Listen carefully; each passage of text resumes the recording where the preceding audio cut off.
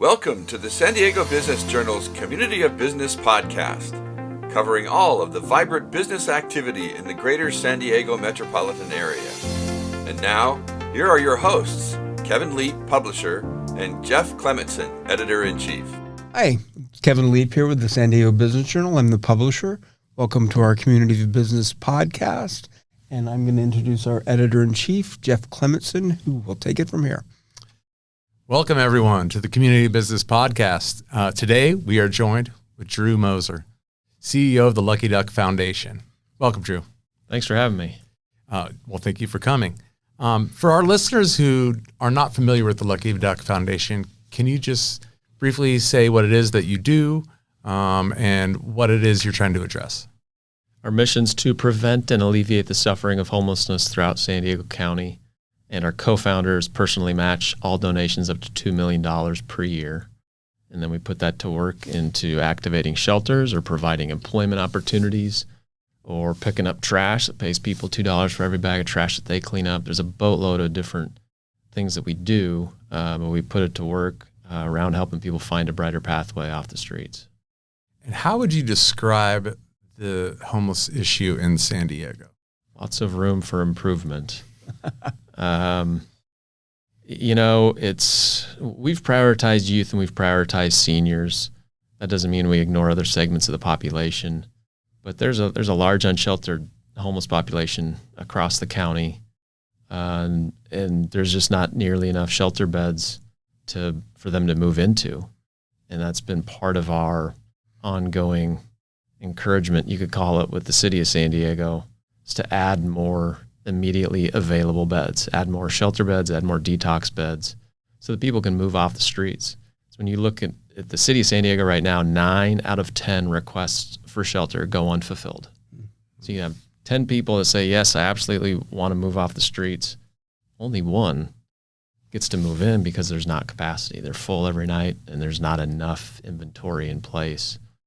So that's, I guess, a short answer to what the landscape is currently. And let me ask you, let me jump in there real quick, Jeffrey. One of the things that, I've been meeting with a lot of different people in the city, and a lot of them have some programs that, have similar goals, but not necessarily as vertically specific. But do you all work together? Do you all speak together? Do you coordinate? Yeah, collaboration is very important to Lucky Duck Foundation. I'll give you 2 examples. One is we'll regularly host what we call the Peter Seidler Way symposiums on homelessness, named after the late owner of the San Diego Padres, who's intimately involved with what we do. It's one of your founders, correct? Not a founder, but he got involved would have been 2016. Okay. And he and another, Dan Shea, longtime business and civic leader, they teamed up, and then they went to Pat and Stephanie, our co-founders, and said, you have this great foundation. Would you consider making homelessness the sole emphasis? Because we're going to need a vehicle to raise money to then fund some of these various strategies that we're talking about implementing. So in those symposiums, we'll regularly host them and bring together elected officials, service providers, the Housing Commission, the Regional Task Force on Homelessness, other business leaders, other philanthropists, simply to get people in the same room and dialoguing, because it can be a very disjointed system. And our perspective has always been, we don't care about credit. We don't care who's a Democrat or a Republican. We care about taking action and doing so together alongside, credible, like Peter would say, best-in-class organizations. So those symposiums are one way that we try to really drive collaboration and progress. Another thing we do is something called Shamrocks and Shipwrecks. It's a public scorecard meant to grade political will and effectiveness of the elected officials across the county. Your version of orchids and onions, right? Correct. Yeah, that's good awesome. Actions get shamrocks. Efforts that can and should be replicated across the county. Inaction or ineffectiveness get shipwrecks. And it's all meant to compel political will. But it also comes with a long list of things we're doing or prepared to do to help speed up or accelerate the local electeds in their response, and really come at it from a collaborative approach from, again, we have zero concern for credit, but we care very much about helping the poor souls on the street find a brighter pathway. And so it's one of those deals. Our group said we'll be the first to pat the electeds on the back if they're taking meaningful steps forward.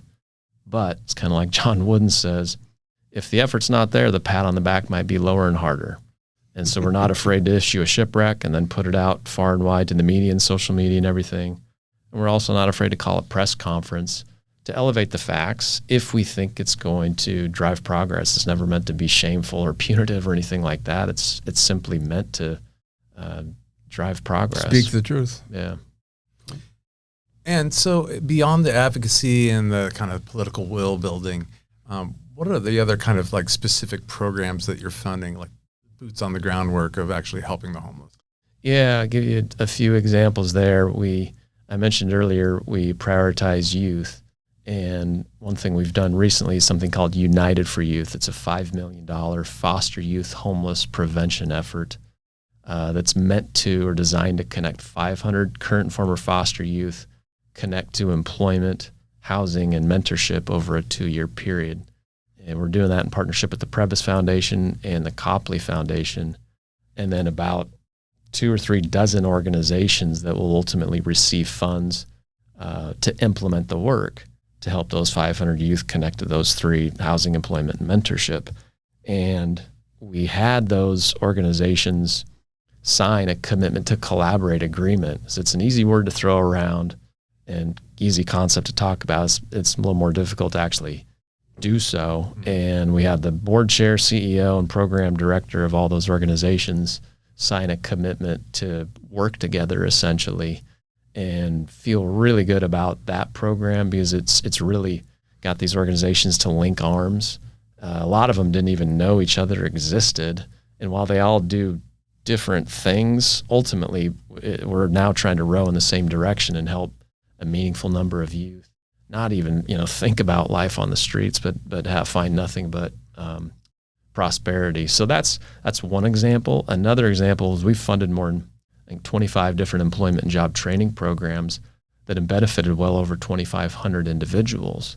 And just a month or 2 ago, we celebrated a milestone of rescuing 1 million pounds of food through an employment program that hires shelter residents at the Salvation Army. Feeding San Diego then provides a vehicle and all the different grocery stores to go rescue that food from. And then funding from Lucky Duck covers the wages plus the gas and the maintenance and the insurance to make that whole program go. Well, just about every person that's gone through that program has gone on to secure long-term employment and housing.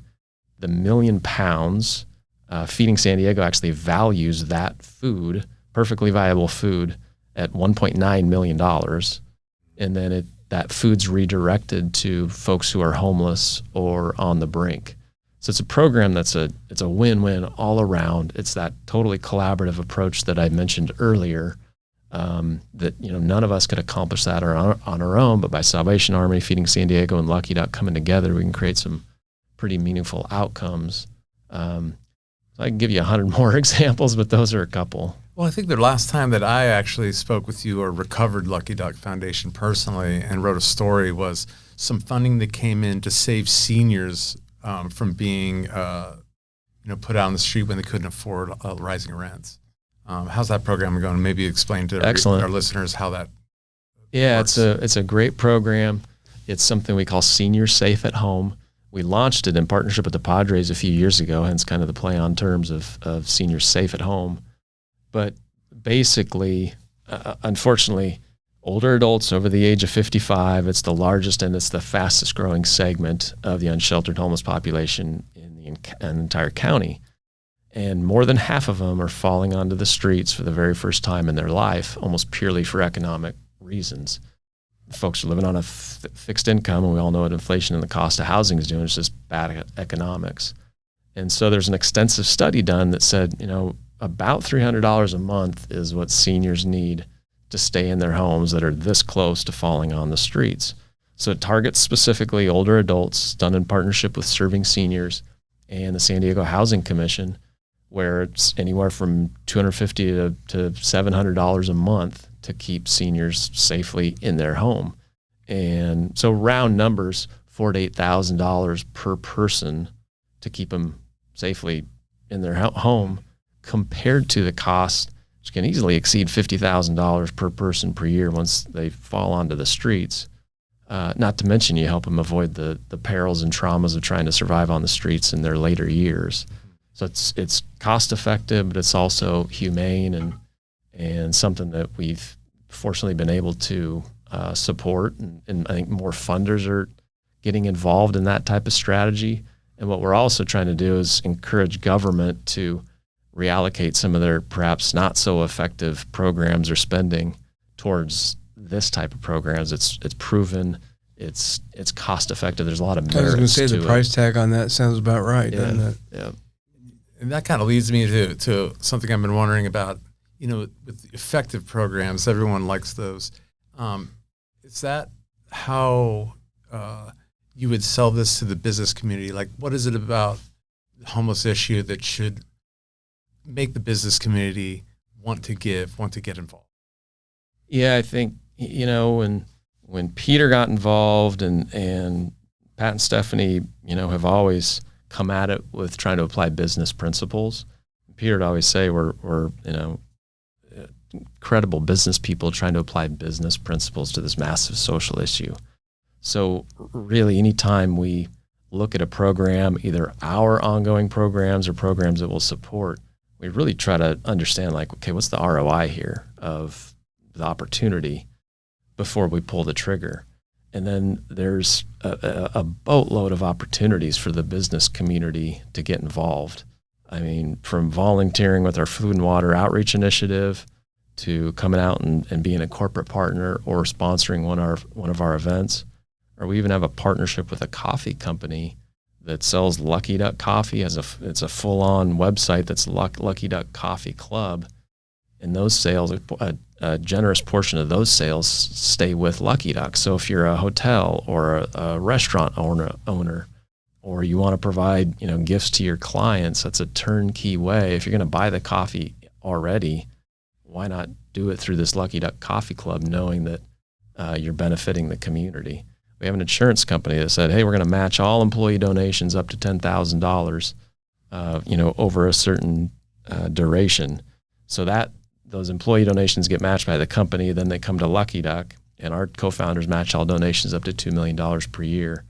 So I know that's a mouthful, but those are several different examples. I mean, there's a multitude of ways people can get involved. We have on our website, Share Your Luck, and you can go to Share Your Time, Share Your Treasure, and it'll break out a bunch of ways that people in the business community can get involved. And I warned Jeff I was going to ask you this. I didn't warn you.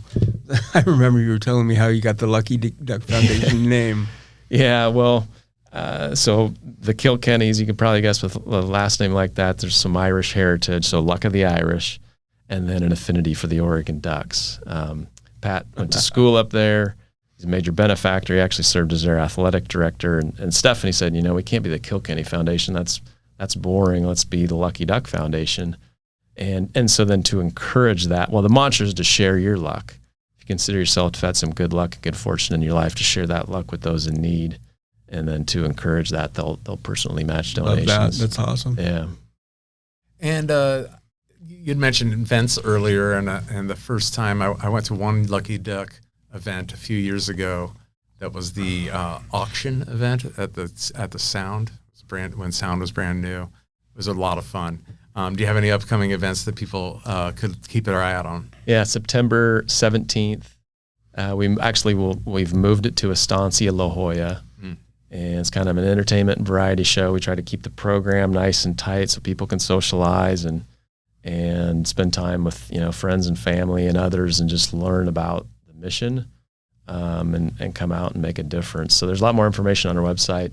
There's sponsor levels if business partners or local companies want to get involved, and really we're about everybody giving everybody an opportunity to plug in and share their luck. And so that's one way they can do so. And where can people reach you? LuckyDuckFoundation.org or staff at LuckyDuckFoundation.org is our email. And we'll make sure we get all of those and try to respond to every single one. So a lot more information on our website, but I'm happy to meet with anybody that wants to learn more and get involved. Wonderful. Drew, thank you very much. And you're doing great work for the community here in San Diego. It's a hard issue in San Diego, and the business community, I'm sure, appreciates all that you're doing for it. Drew, we're very fortunate to have you here, and thank you. And thank you guys for listening to the Community Business Podcast with San Diego Business Journal. You can find it at sdbj.com. Thanks. Thank you. This has been a podcast from the San Diego Business Journal, the community of business. Keep watch on the journal's website, sdbj.com, for this and other podcasts, past and future. Copyright San Diego Business Journal, all rights reserved.